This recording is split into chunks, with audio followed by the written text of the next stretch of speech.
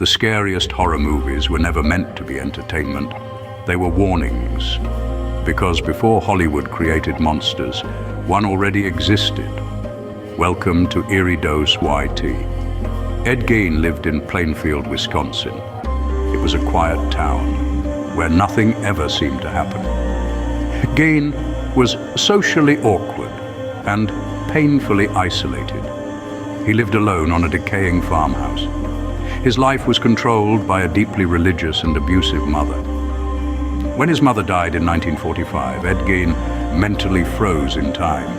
He sealed off rooms of the house that reminded him of her, and he began to lose his grip on reality.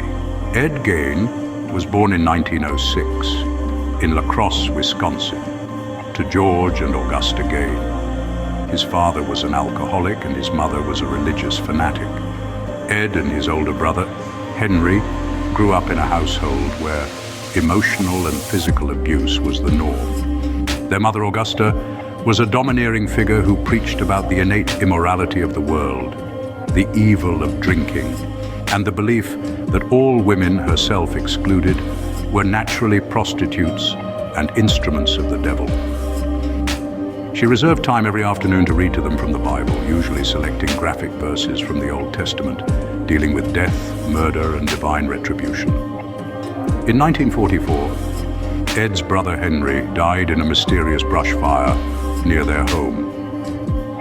Some believe that Ed may have killed him, as he led the police directly to his brother's body, despite the vast size of the fire.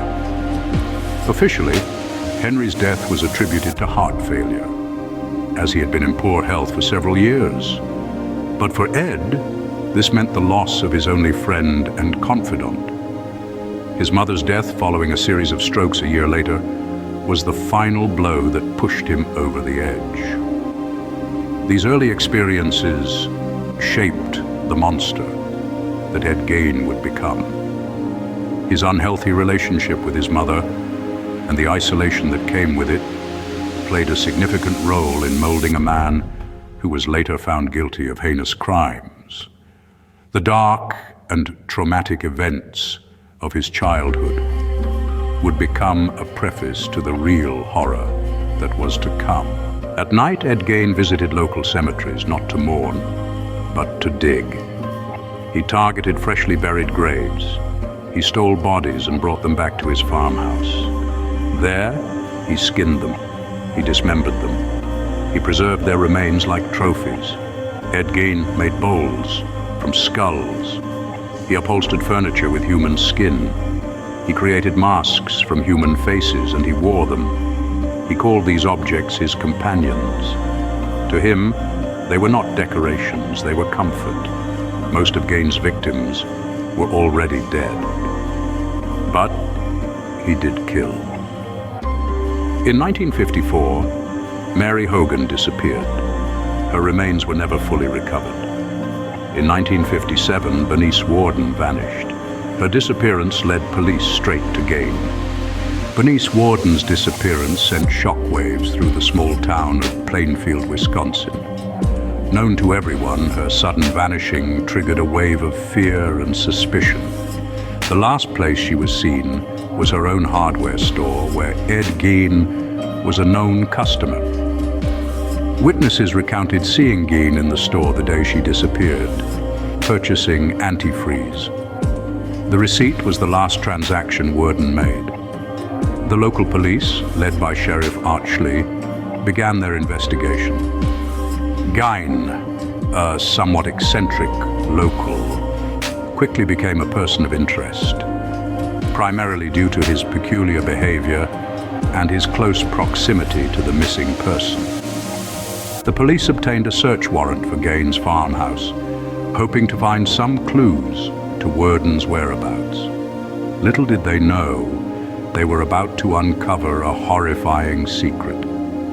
As they approached the isolated farmhouse, they were met with an eerie silence, a stark contrast to the chaos that awaited them inside. The discovery of Bernice Worden's body was just the tip of the iceberg.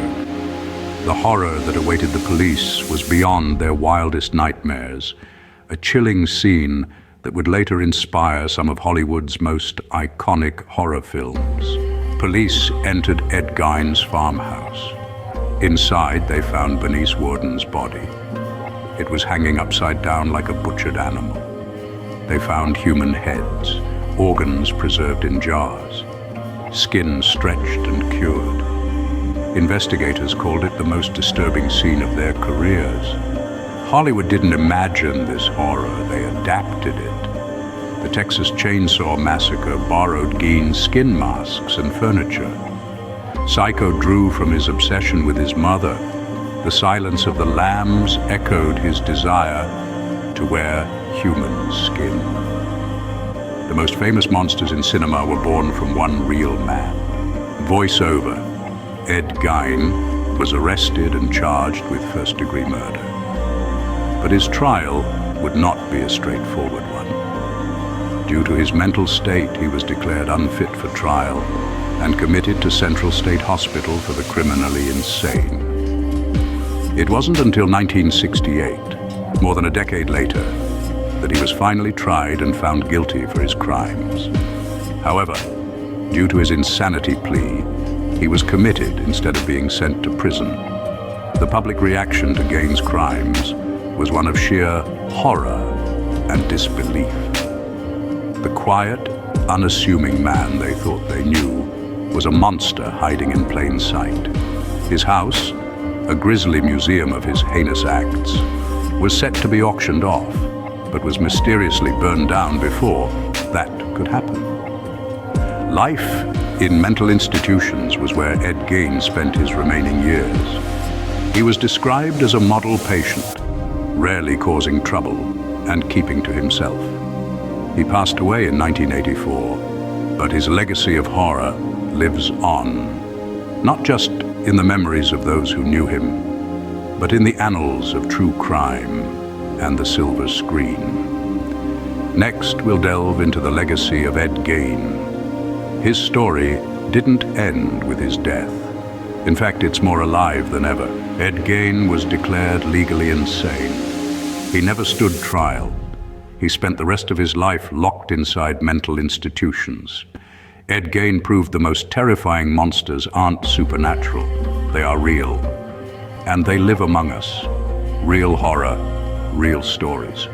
Once again, this is EerieDoseYT. See you on the next video, because we'll uncover more serial killers and how they brutally killed their victims.